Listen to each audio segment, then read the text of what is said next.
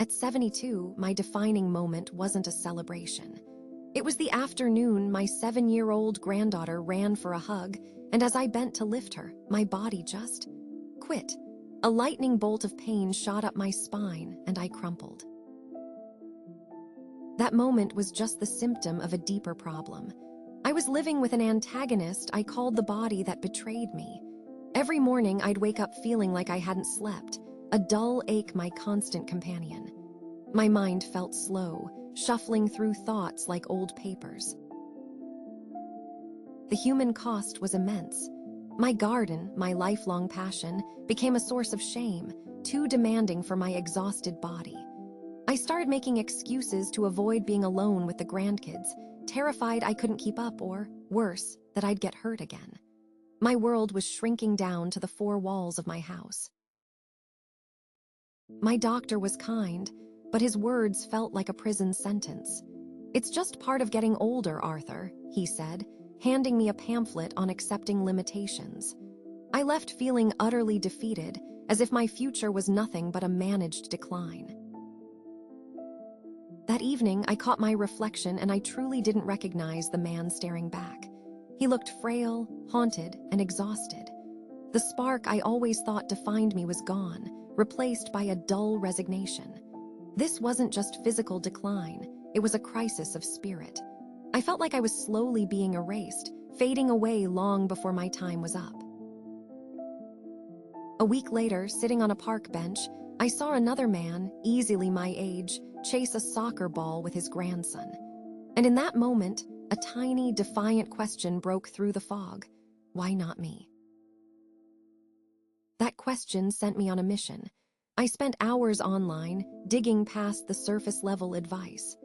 I wasn't looking for a magic pill. I was looking for answers, for the science of how a body works after 70. And then I found it, the aha moment. I learned about sarcopenia, the age-related muscle loss that doctors rarely mention, and how it could be fought with protein.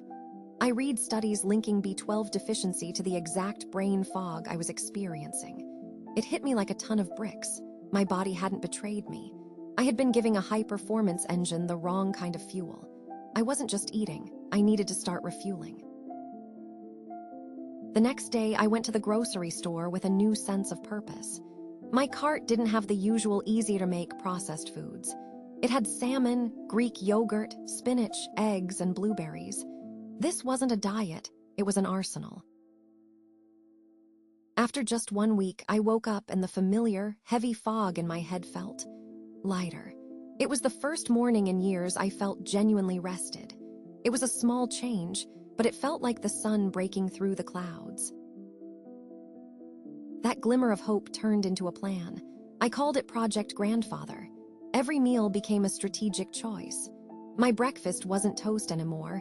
It was a smoothie packed with spinach, fruit, and protein powder.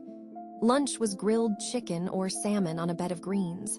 I was building myself back, one plate at a time. It wasn't easy. There were days I craved the simple comfort of a pastry or a bag of chips. My wife thought I was going through a phase.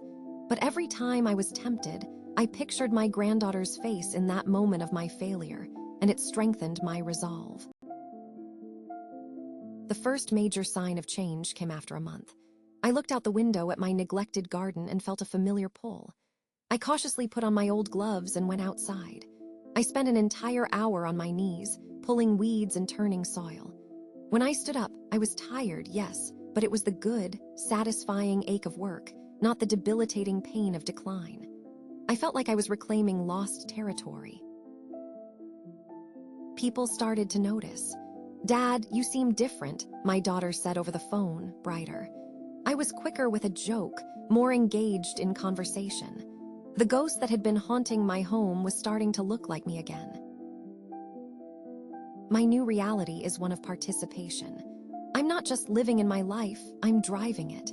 The gray filter I saw the world through is gone, replaced by vibrant color. 6 months after it all began, the moment of truth arrived. My granddaughter came running, arms outstretched. And this time, I didn't hesitate.